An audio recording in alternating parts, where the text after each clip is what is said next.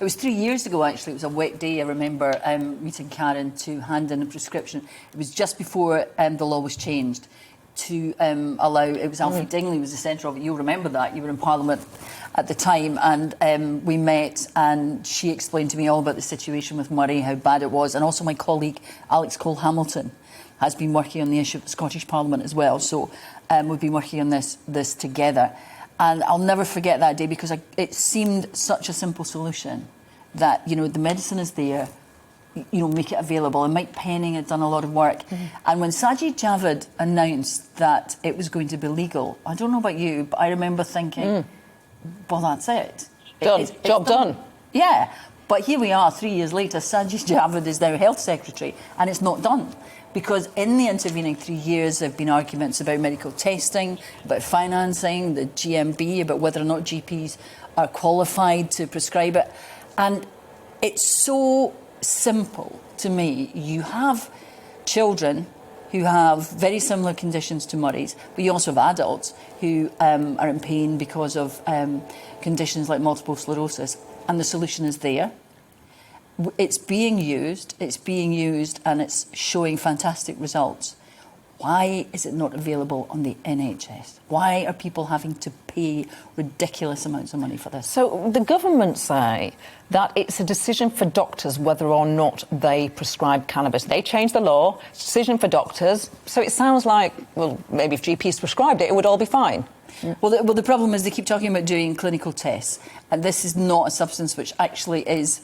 it doesn't really suit clinical tests, because clinical trials would involve double-blind tests, placebos, and that doesn't help the children who are on it now, because they can't be taken off. It would be unethical to take them off the medicine they're on, because that could be damaging.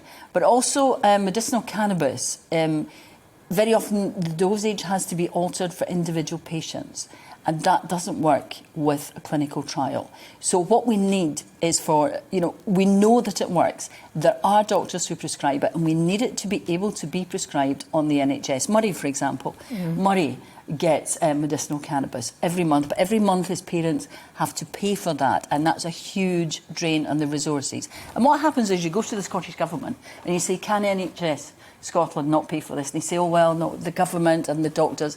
And then, you know, I wrote to Matt Hancock, and Matt Hancock said, well, there's no problem. And that goes back to the Scottish Government. What we need is Sajid Javid to take control, grasp the nettle and fix it, to complete the circle that he started. Now, lots of our viewers, and to be honest, before I went into Parliament, I wasn't really aware of something called the adjournment debate. Yep. Now, what happens at that is you get to push your argument directly to the Minister. It's rarely reported on our TV screens, which is why we wanted to reflect these debates. But tell us how it will work, what do you do, what time will it start, and what's your chance of getting anywhere through a debate like this? The thing about this debate is you get to put the case directly to the Minister, and it depends a lot on the support you get from other people. Now, in this particular adjournment debate, I'm the only one allowed to speak to the Minister, but I can take interventions from other MPs who are in a similar position. Alfie Dingley's MP. There's another Scottish MP, Ronnie Conway. He's going to intervene. Tanya will intervene. So you have MPs speaking directly to the Minister and making the case. And they, if they listen, can go back to Cabinet and say, actually, there is a case here. And it's about putting pressure on. Pressure on in the way that happened with the original change in the law, which made medicinal cannabis legal. Pressure, public pressure, support. You can take it directly to the Minister in that half hour or an hour and get just more pressure to get them to realise, to listen to what the public are telling their MPs. Now, we know what the public perception of MPs is, rightly or wrongly. All in it for themselves, they just use their own hobby horses.